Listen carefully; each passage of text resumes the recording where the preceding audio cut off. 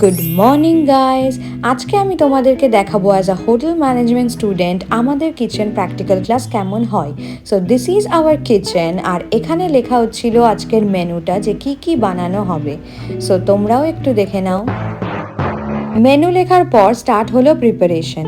সব ইনগ্রেডিয়েন্টগুলো অ্যারেঞ্জ করে রাখা হচ্ছিল। এখানে দেখতেই পারছো যা যা আজকে লাগবে বানানোর জন্য সব কিছু কেটে রাখা হচ্ছে। সব কিছু প্রিপেয়ার হচ্ছিল স্টেপ বাই স্টেপ। এগুলো করে আমরা একটু ব্রেক নিতে চলে গেছিলাম ক্যান্টিনে। আর এখানে আমি একটু আমার নিজের ভিডিও নিচ্ছিলাম, আর এরা চলে এসেছিল নষ্ট করতে। আর ক্যান্টিনে গিয়ে আমি চা নেব না সেটা তো হয় না, কারণ চা ছাড়া আমার দিনটাই ইনকমপ্লিট। দেন সবাই মিলে এখানে বসে একটু গল্প করছিলাম। ব্রেক শেষ হওয়ার পর আমরা চলে গেছিলাম ক্লাসে। আর এখানে দেখো চিকেনগুলো কত ভালোভাবে কেটে রেখেছে, কারণ এবার স্টার্ট হবে আমাদের কুকিং পার্ট। এখানে এরা ডেজার্ট বানাচ্ছিল which was looking tasty actually. And এখানে রেডি হচ্ছিল আমাদের স্পেশাল গ্লাস নুডলস, অ্যান্ড তোমরাই দেখে নাও এটা কতটা টেস্টি লাগছিল দেখতে। সাইডে এই স্যুপটাও রেডি হয়ে গেছিলো। অ্যান্ড ফাইনালি লাস্টে আমরা ডেজার্টটা ফ্রিজ থেকে বার করে নিয়েছিলাম। And here comes our final presentation. আজকের ডিশগুলো ছিল tom yum soup, Thai red curry, glass noodles, sticky rice and red ruby dessert.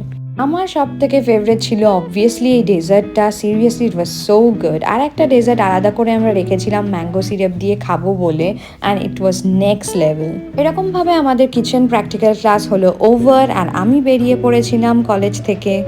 বেরিয়ে ভাবলাম যে একটু আইসক্রিম খাই, তো চলে গেছিলাম এই আইসক্রিমের দোকানটায়। আর আমি নিয়েছিলাম আমার রিসেন্ট ফেভারিট আইসক্রিম, এই স্যান্ডউইচ আইসক্রিমটা। দেন আমি আর আমার কটা ফ্রেন্ড মিলে আজকে বেরিয়েছিলাম একটু লাঞ্চ করতে। আমরা চলে গেছিলাম কেএফসিতে। ওখানে গিয়ে আমরা দেখলাম যে কি কি আছে আর প্লেস করে দিলাম আমাদের অর্ডারটা।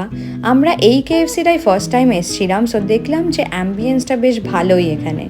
একটু ফটোজ আর ভিডিওস নিতে নিতে এখানে আমরা ওয়েট করছিলাম আমাদের অর্ডারের জন্যে।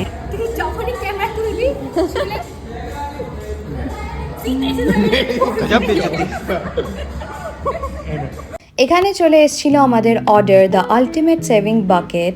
একটু চিয়ার্স করে আমরা স্টার্ট করে দিলাম খাওয়া।